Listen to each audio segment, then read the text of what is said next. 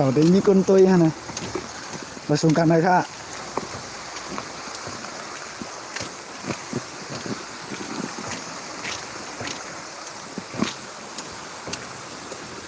ก็เลยพลาดหลงคนตัวนี้ก็ รถไทย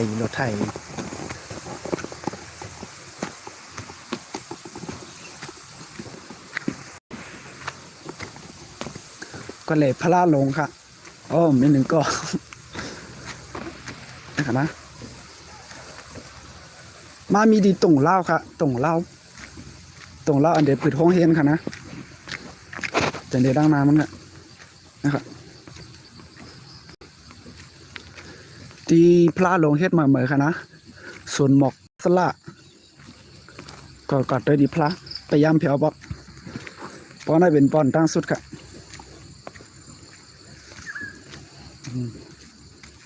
นะครับผมกันดูด้านยังอ่านให้กัดเย็นรถเพเขียนกูข้าว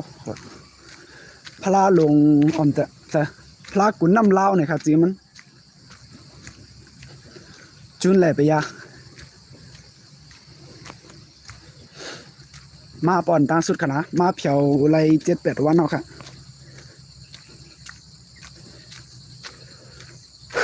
ไปมากก็คือเตเนพลาโอเคมาเพียวดิพลา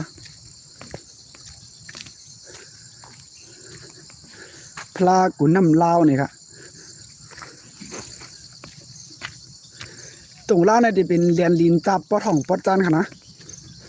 จะเป็นตีเตอร์เรียนลินปอจานค่ะเรียนลินแม่เมืองกึ่งค่ะเมืองกึ่งตรงเล่าเมืองกึ่ง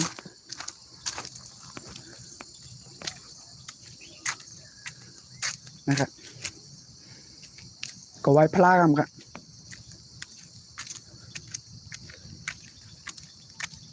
แหลดไม่มาแหะ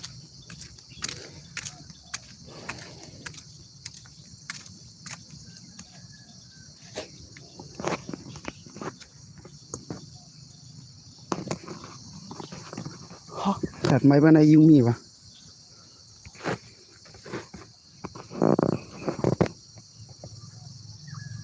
Road Drive นะครับพลาหลงค่ะนะ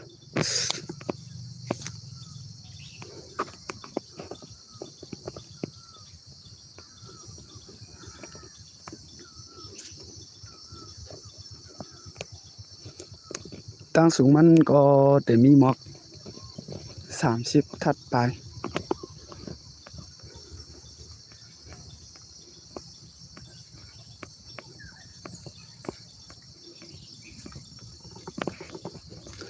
พลาในตึกอยู่แน่ ก็มีหาที่เด้งก่อนกันเนาะตอนเสียว่ามันเป็นตีกัดเย็นใจเลยค่ะนะตีเย็นกัดเย็นลี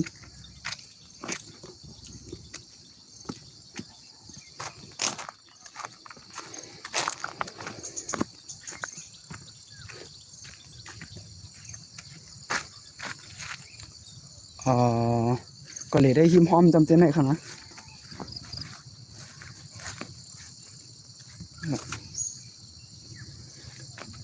พระกุนน้ำเล่าเนี่ยค่ะที่ในเดือนที่ปิดห้องเฮียนกันนะห้องเฮียนอันเจ้าอ่อนเลี้ยงเขาอ่อนเฮ็ดนั่นค่ะนะห้องเฮียนเดี๋ยวมาเฮ็ดตีในค่ะวายลินมาค่ะนะเมื่อเหลือได้ก่อนติ๊กต่อไม่มันมาอยู่ปะไรเฮ็ดค่ะห้องเฮียนกันเดี๋ยวมีซุ่มค่ากันนะเดือนที่เจ้าพ่อเจ้าปอสินทำมาหนังตลาใครอยู่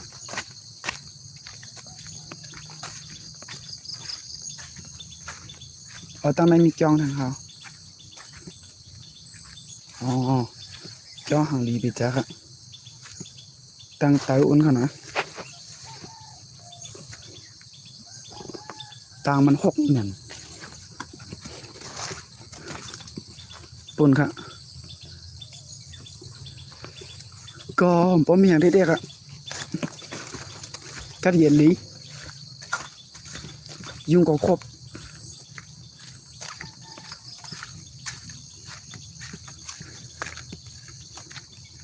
มันก็เดี๋ยวจังขนาดตรงเล่า ยุงครบ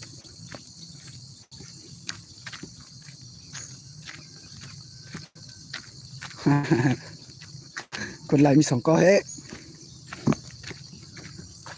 amazing ถ่ายแค่พางกันมือ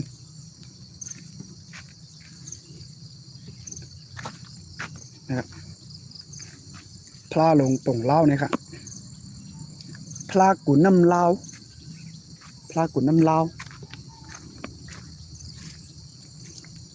ก่อตั้งเมื่อไหร่นะเป็นเต็มไหมเต็มไม่ดีแล้วมั้ง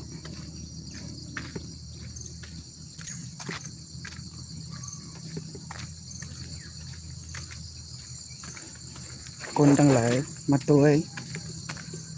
อย่าไปเป็ดยุยักมือเนี่ยครับก็มียุยักเข้มแหลบดีแต่ค่ะนะ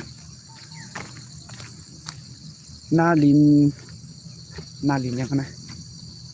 หน้าลินซักรอดครับอะเนื้อเนี่ยมันเลยคายแหมตัวสัตว์กะตัวสัตว์ยังก็เอาแต่เลยปล่อยไว้เขาให้รอดเพค่ะนะเดี๋ยวก็น่าจะมีตีนั่งเรียนกันนะตีนั่งกินเดี๋ยวก็นะครับดีกัดเย็นนะพอห้องเห็นปีนี้ได้ก็ตีในแคมป์เล็บได้ครับมาเลยห้องเห็นอันเดียปิดก็เดียปิดในวัดอันต่างกันนะโจห้องเห็นใหม่ไปเย้าค่ะพอเห็นใหม่เย้าได้ก็อัปเดตอะไรมาสอนตีในค่ะนะ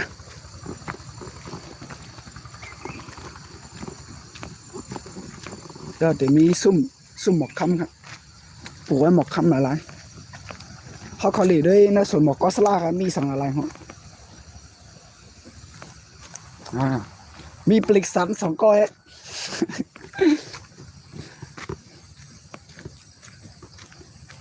หมักล่อในกระปานเดลบนเขียอันมาทำไม่อะไรอ่ะ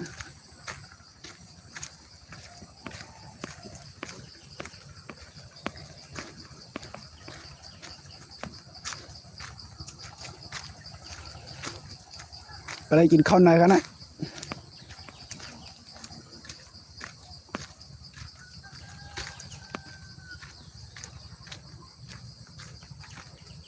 ตั้งตึกเดิมจ้ะครับมันตั้งตันครับมันยุ่มมันย่อมขั้นกว่าอ่ะพอดีกันน้ำก็เลยตีน้ำอ่ะน้ำหู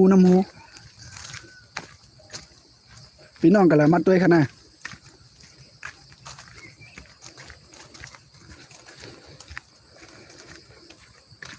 ขอบคุณนะครับไล่2 อัน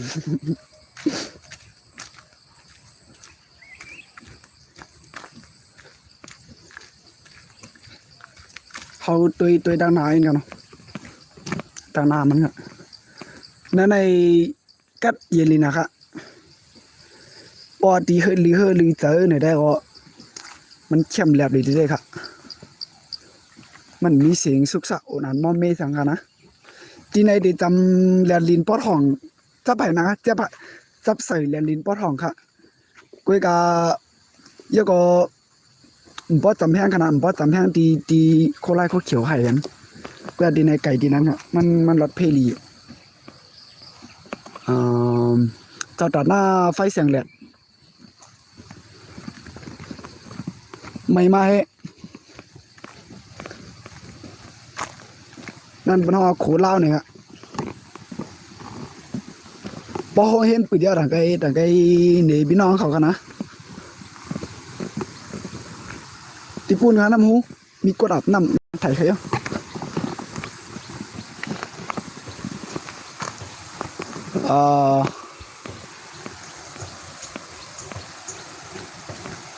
เขา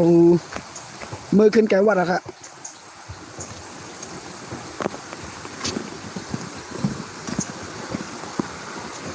แนะนำเล่าหน่อยครับนำเล่าครับมือขึ้นไกลจ้องครับ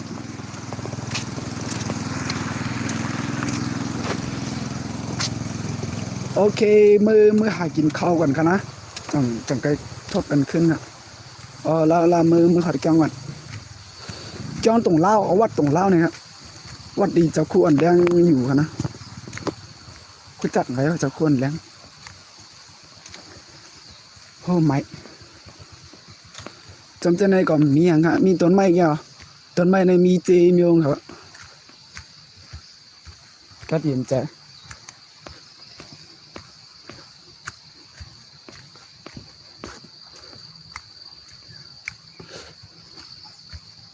พอวันจันทร์น่ะก็อ่อนเลเมืองกึ่งค่ะนะเมืองกึ่งที่เฮ็ดหวานลิ้นมอลิ้น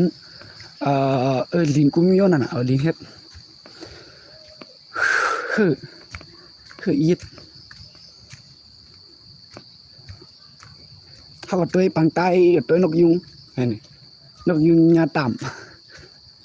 ำปังใต้กับญาต่ำอันนี้มันจะญาขอก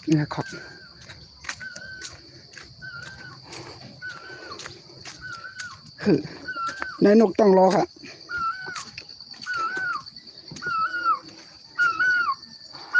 นกต้องรอเนี่ยมันเป็นนกต้องรอหนุ่มค่ะนะหางแกว่ก็เอามาเก็บเลี้ยงไว้ค่ะนะพอปีกแข็งเอาเดี๋ยวขึ้นปล่อยค่ะต้องรอปังใต้เขานะเฮ้ย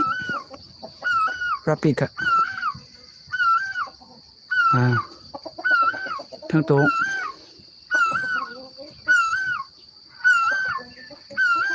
ปังใต้กินผักเชียวกะตัวนกยุงHello you Hey don't be afraid Don't scared of me นกยุงโกโก้นะมันยำหันข้าลูกมันยำหันคนเรา นกยุงนางไก่ปล่อยล้อกันกะพอไก่ก็จำนกยุงเหก็ไข่ออกมาได้กันติเป็นอย่างได้ข้าก็มุ่งอ่ะนกต้องรอมันถังถาวแม่มันกันนะแล้วก็มันดึกตัวเล็กแค่อ่ะมันดึกถังว่าเป็นแม่มันมาอ่อยอยู่มันกันนะเดี๋ยวนี้ไปเลยกินทางเยอะนะเดี๋ยวนี้ไปเลยกินทางเยอะเดี๋ยวนี้ไปเลยกินทางเยอะหมักไม่ก็หมดอ่ะกำกามาปันนะกำกามาปันไม่ได้กินบ้านนิ้วมือกับหมดอ่ะกันนี่นะมันถังแม่มันงามถังแม่มันสัตว์เดี๋ยวดูดิฮักเดี๋ยวกำแต่ก็หมักไม่มาปากำนะปากำนำปังใต้ครับปังใต้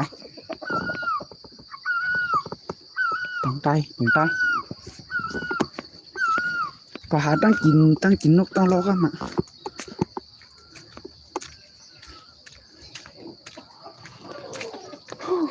ไม่คือในเขาวัดตรงเล่ากันนี่เป็นวัดตรงเล่ากันนะแลนดินจับปอผ่องปอจันเขาก็หลีได้ดังนาวัดก่อนได้นะ Thank you for 3 likes ไม่กำลังกินข้าวครับ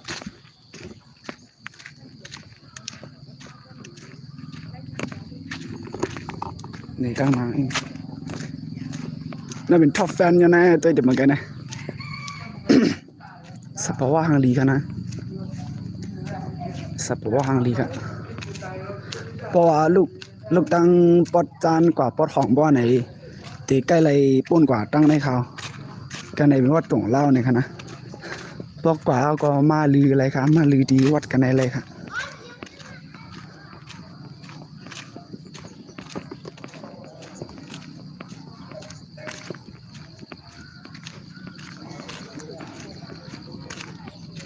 มันจ้างดีมันเต่งๆของเขานะไม่หนาวครับเขาต้องไม่มากันนะ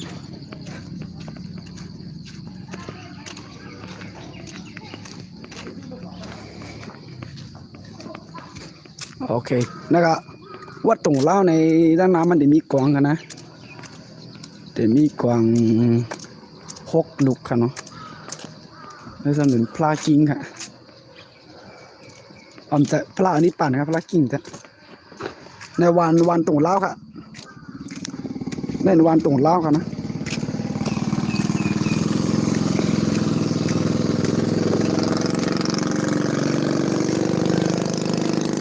ในกันในวันเนี่ย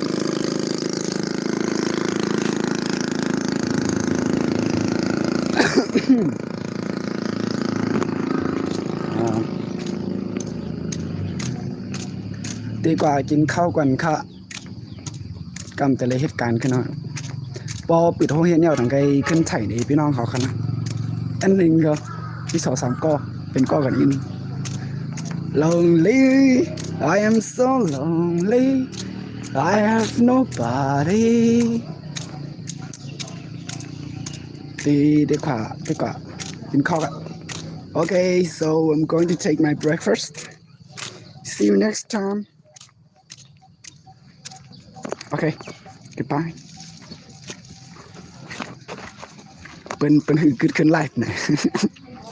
แล้วเป็นไลฟ์ฟอนด้าสุดกันเลยเซฟไฮไลท์แชร์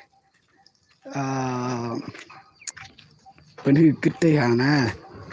เสียแฟงอะไรเนาะเสียไฟไลท์ตอนก็ I show you want to stop streaming เสียไฟไลท์ Okay goodbye